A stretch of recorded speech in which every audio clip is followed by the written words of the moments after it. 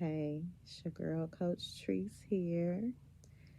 I wanted to share with you my personal experience with perfectionism. Yeah, um,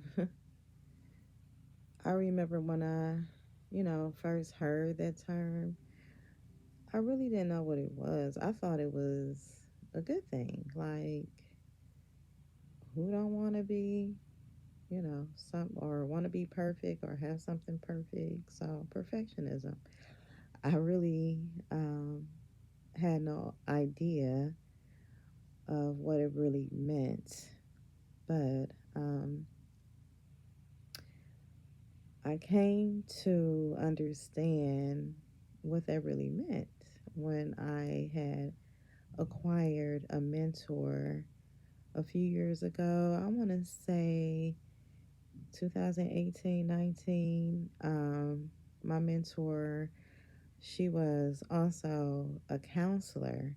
And so I remember I never really had any counseling sessions with her, but we did have a spiritual and a therapeutic relationship. So um, when I remember, so when I would, just briefly talk to her or share something, one or two things about me, she would be on point with her response, and that made me have an understanding of my feelings and my issues and with this experience. So, for example, my mom passed away, God rest her soul, in 2012. And my mom suffered from mental health issues. She was a diagnosed paranoid schizophrenia. So she didn't raise me, but I did spend, I moved in with her when I was around 16. So I spent my late teens and early adult um, hood with her because we were even roommates in my young adult years at some point. But anyway, my experience with my mom um, made me feel like that I didn't have a real mom because of her episodes. She was not really herself.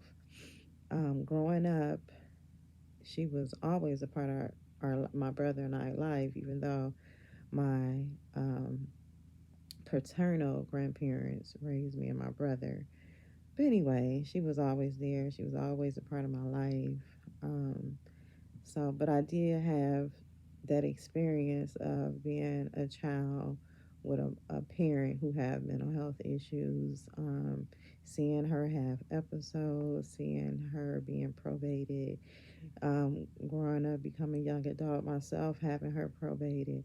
So I always felt like that I didn't have a real mother. So when she passed away, I was really confused by my grieving response. In my heart, I know that I love my mom, but I um, I couldn't feel like I didn't want to cry. I didn't have the urge to cry, and I was so confused by that. And I'm like, I love my mom. She died unexpectedly. She had a heart attack. And on her way back, walking from her store, her local corner store, she died in her backyard. And her significant other found her and, had to call me and deliver that tragic news to me. But it was unexpected. So, that had me even more perplexed. Like, this is my mom. Like, why? So anyway, I talked to my mentor, and she said that, oh, you have grieved the loss of your mother a long time ago.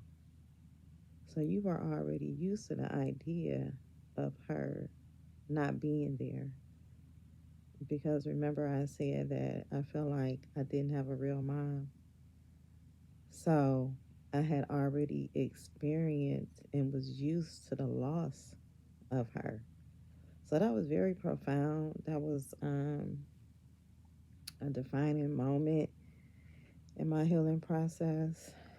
So, but to the point of this topic, this same mentor whom I love so much also pointed out to me that I am dealing with perfectionism. And even at that point, I still didn't ask, like, well, what is that? Because I really didn't have an understanding. But the things that I shared with her to make her come to that conclusion was that, one, I told her that, I always feel like I'm being watched. Like, I was, used to the negative attention back in my late teens, young adult life. So, and so anyway, I'm like, what? And it had became exhausting. And let me give you an example of what I'm talking about. Like I can be, and this is probably why I don't like retail shopping. Like I never really like shopping and being, in a crowd of a public situation with a lot of people. So, but anyway, when I would go in a store, I would always feel like I'm being surveilled, not really just watched, but watching to see if I'm going to be good, if I'm going to do the right thing. So let me tell you, I would do things like if I go in a clothing store, I see some clothing on the floor, I would pick it up. And in my mind, somebody surveilled that and said, "Oh, she's so nice, right?" I'm telling you, this thing can go really deep. So anyway, so my mentor said, "Oh, you're a people pleaser." Hmm. I'm like, I'm nice, and I don't like to hurt no one's feelings, and I don't like to see anyone hurt, but I'm not a people pleaser. The denial. But anyway, so I realized, oh my goodness, this is why I feel like I'm being watched. Not because, I'm so beautiful and so irresistible, but I want to make sure people know that I'm good. I'm a good girl. But what is the root of this, right? Is definitely tied to my childhood experiences, which was could be classified in the traumatic experience. So, um, I experienced emotional neglect, sexual abuse, having, a parent has mental illness, a father who always had some type of addiction, who was, he was there, always around. In fact, my dad taught me my first value, and he taught me in an indirect way, meaning that he didn't even realize that he was teaching me something that would be lifelong, a lifelong standing practice value in my life. So I recently shared that with him about 5 years ago, whom who's living with me now and has been with me for over a year, and it's been a beautiful experience having him living with me. It's like we're getting to know each other as adults for the first time, but I'll get back to that. Um, so, you know, people pleasing is another highlight, and something that, again, I thought I dealt with, but it was definitely dealing with me. So, as I am studying for this exam, I'm thinking, you need to deal with this so that you can be of service to others in a more impactful, um, sustaining way where, and it has to be holistic, not just me just giving, but me practicing self care and following through with um, counseling and addressing my issues and my feelings and really dealing with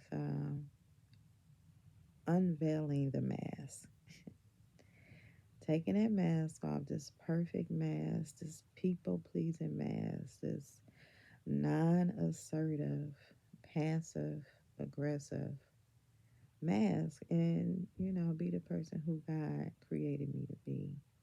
So let me tell you guys, I've been practicing. Um, so yesterday was really the first time I really practiced a full day of this, and yesterday was the first time that I felt so free and relaxed. Like I was actually relaxed for the first time in a long time. I slept good, which I haven't slept good, and it's been years, y'all. Years of insomnia, waking up in the middle of the night, can't go back to sleep till it's time to get up, and just this whole cycle of stress. And I remember laying in my bed, falling asleep, and I noticed how tense I was. And I was clenched. And I'm in this position, clenched, laying down, preparing to fall asleep like this. And so, another thing I would experience, the best way for me to describe it is like this burning sensation in my tongue, like, and I'm like, what is this? So, all of that, all of those are signs of stress. And I'm like, where's the stress coming from? Like I'm doing what I love. I love to work out. I love my job. I love helping my clients. I just love everything. Like, but there's, no real outlet. I stopped working out. Like, this is this thing with perfectionism. It is like you have this all or nothing attitude, this black and white thinking, no gray. Like you have these high expectations and unrealistic expectations. And then when you don't achieve them, in my case, when I don't achieve them, I shut down. Everything stopped. My studying, my working out, my Bible studying. Yeah, everything shut down. And then I go through this mental thing of beating myself up. And then I catch some inspiration, start over, and then the process, just the vicious cycle just continue. And so what's different with this experience of me being motivated to want to change is that now I have a better understanding and more awareness of my issue. Like I have a thing to call it. Now I know what it is, like truly. Because remember before I said that, oh, I thought I dealt with people pleasing. No. I mean, I acknowledged it back then. I acknowledged those things, but I didn't really dive deep into addressing those issues. And so I noticed that from from that part of my healing process to now, um, it's like uh, some some things in my emotion, something in my emotional state is declining, but yet in my mind nothing has changed. But that's the problem. Nothing has changed. So with that new awareness and the information, I even did a, you know how you can do those personality tests? I did one for perfectionism. And when I say that I was on the high end of yes on all but maybe two of those questions, and it gave you a score range, and I was second from the worst, which um, still was bad, and made me and it pinpointed the areas, and I was able to identify with all of that stuff. So I'm like, it's time. It's time. You know, I'm 53 going on 54. I have no more, I don't have time to waste anymore. Um, and, time is very valuable. We can make money over and over and over. Yeah, we can, lose it, but we can get it back. With time, you don't get it back. So I would, after I was a boot camp instructor teaching a boot camp class. And any class that I did prior to that, well, not every class, but anyway, I would read a motivational quote afterwards and kind of expel on it a little bit, talk a little bit about it, and try to, encourage others. So, yesterday, when I was challenging myself to not give into my perfectionism, um, I was motivated to work out. So, I worked out and I read myself a quote.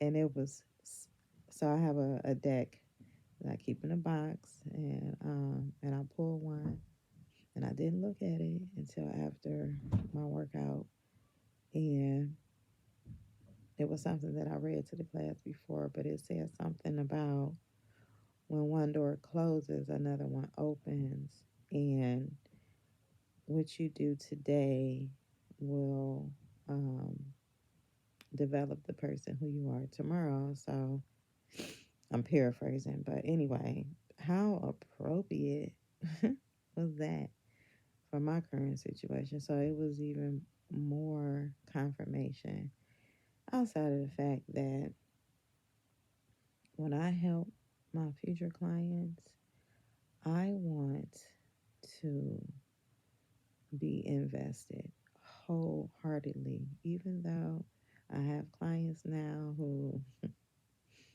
I enjoy working with and who will profess like, oh, you're the only one who really helps, and you are so genuine, you are so nice. Um, so that that makes me think about boundaries. That's another issue. Um, I'm gonna say at the beginning of my healing process, I didn't know what a boundary was. I'm gonna be honest. Not an emotional boundary. I didn't understand what that meant. So again, as a young adult, I raised myself. I didn't really have nobody to give me guidance. So I didn't have many boundaries. And so honestly, I'm just learning now how to establish boundaries. Um, so boundaries are very important. So just think about your home, where you live at. Why do you have a door on your home? Why do you have locks on your door? Those are boundaries to keep you protected from things that are not supposed to just walk into your life. and cause harm or havoc or have that type of access to you. That's why you have doors and locks to be safe from, the elements of the weather or people, So boundaries are very important. And um, so I've also been practicing with boundaries. And what's been most helpful to me, and this can fall under many categories, but you should always start with yourself and your helping process, because that's the only thing that you have in your healing process. That's the only thing that you have control over, is starting with yourself. And I am the only female in my household. It's myself, my husband, my dad, and my two sons, who are 19 and 21. So I have a male dog and I have my girl dog over here, my best girlfriend.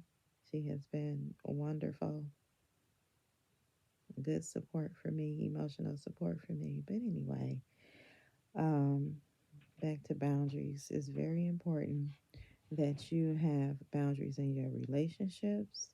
And I mean all relationships, even including your spouse and significant other. The people that's in your household. It's important to have those boundaries, um, because you have to take care of you. It's important that you keep yourself first, because if you don't, you will not be of no service to anyone else, including yourself. So, and I've been learning and I've been enforcing, and it gets easier. I've been speaking up for myself, being honest about my feelings, and it's so freeing. But I did decide, because this again is me doing all of this.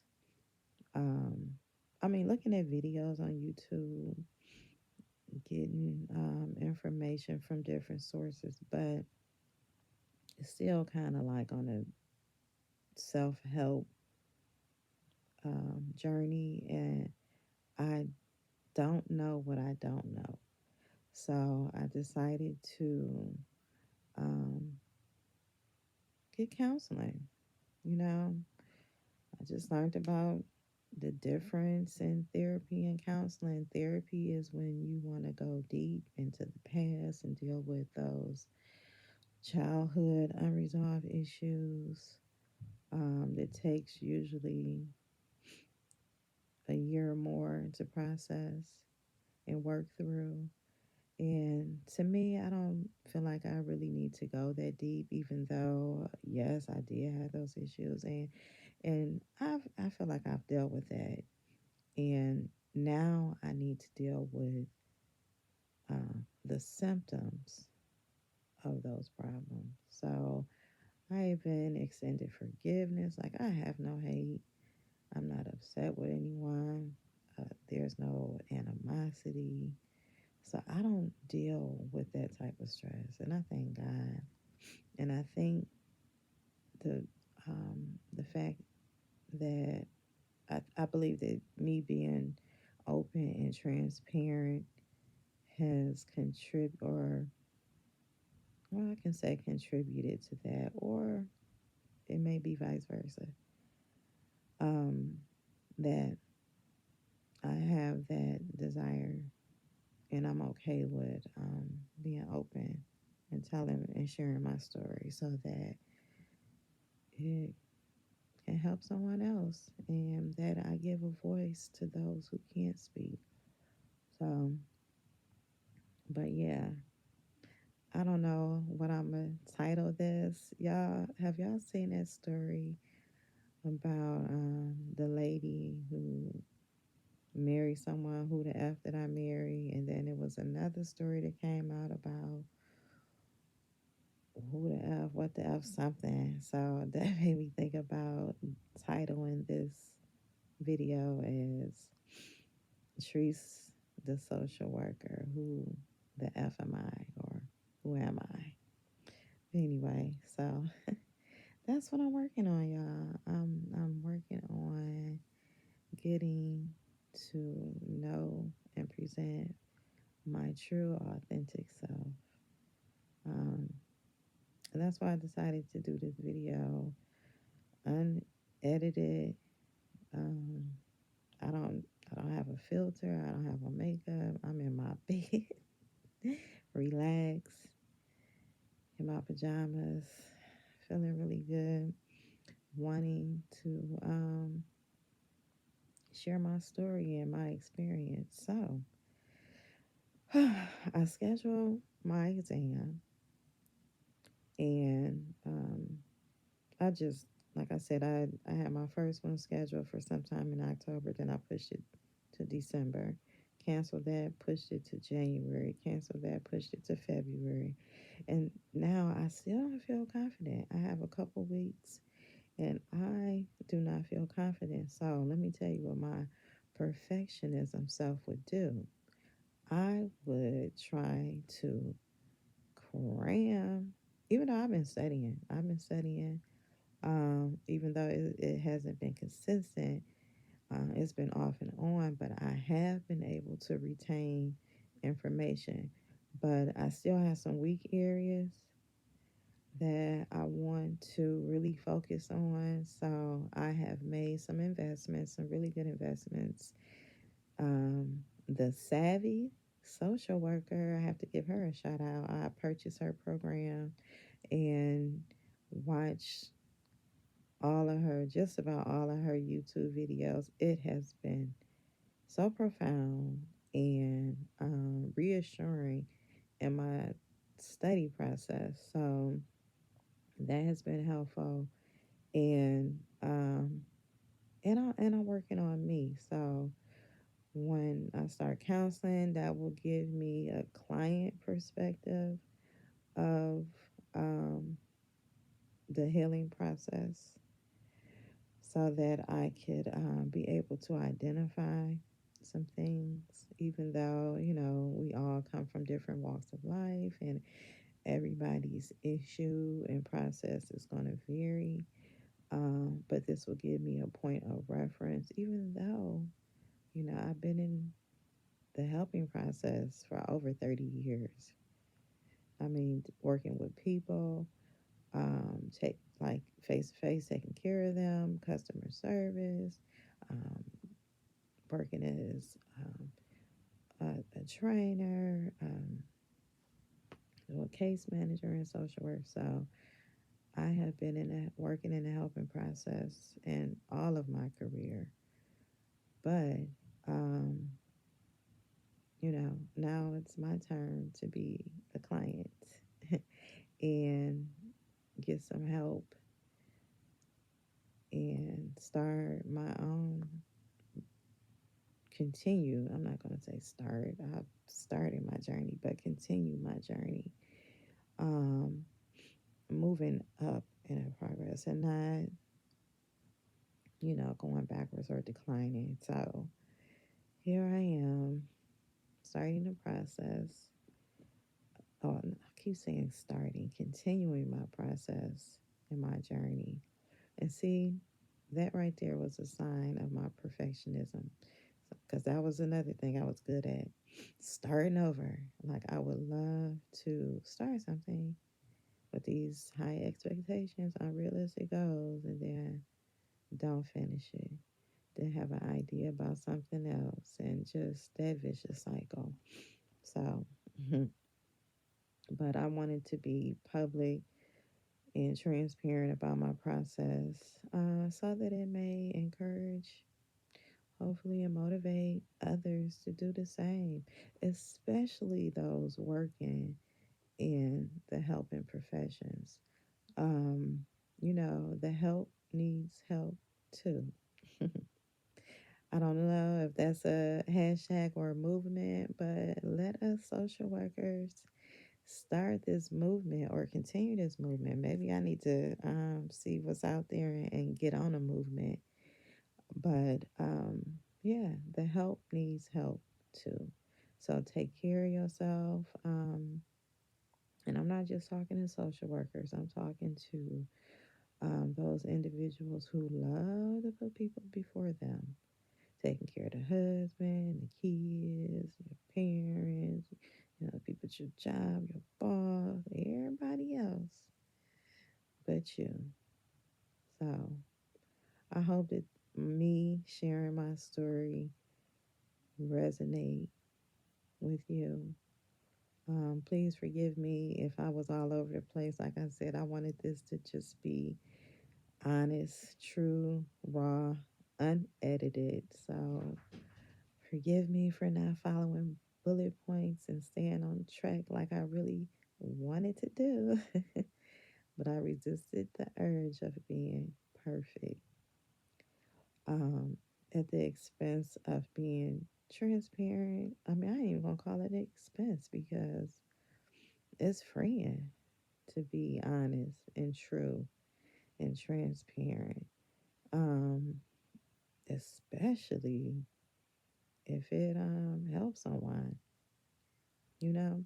And I don't even have to know about it. Like before I, want to hear like, oh yeah, I'm nice. What I do? Okay. It's not about me. Mm-mm. It's about you and everyone who's connected to you. Because I like to think of think of it in a way as people are assigned to me. So this mission, my purpose, um, me becoming a licensed social worker, um, is important for me because I will be better equipped um, in a better emotional space to help someone genuinely. Like, even though I'm not saying that the help that I offered in the past was not genuine, but I want to do it from a healthy perspective or a position, I should say. I don't want to feel like a hypocrite, like, or continuing with my perfectionism, helping others and pleasing others. Um, but I really want to, um, be healed while helping others. Although, there will always be room for improvement in one area or the other. But um, it's important for me to work on my emotional wellness at this time. Um, and then, of course, I always try to incorporate my higher power, who I believe in, the Lord and Savior Jesus Christ. So, those two aspects of my life right now are the most important. So that's going to be my focus. Now that I know that I don't have to beat myself up for not working on all areas of wellness, which I used to always do like, oh, okay, I'm gonna work out 6 days. I'm gonna eat this way. I'm gonna read my Bible at this time. I'm gonna hang out with my people, like just covering it all, just to end up not doing any of those things. But anyway, so, right, small, manageable steps. That is what I'm working on. So, like I said before, I hope that this is helpful to someone. Leave me a comment. Um, subscribe because I am going to be sharing my journey. So, I have my first counseling appointment scheduled for next week. I will be sharing information about my experience with that. I also purchased a book um, about overcoming perfectionism with CBT, which is cognitive behavioral therapy, dealing with behavior patterns, thoughts, and feelings. So, because there's a connection with patterns in our life and how we respond to those things through our behavior, um, and how we handle those things emotionally. So, I will be sharing my experience through that journey. So, stay tuned and check me out, share my story, and I will see you soon. Thank you.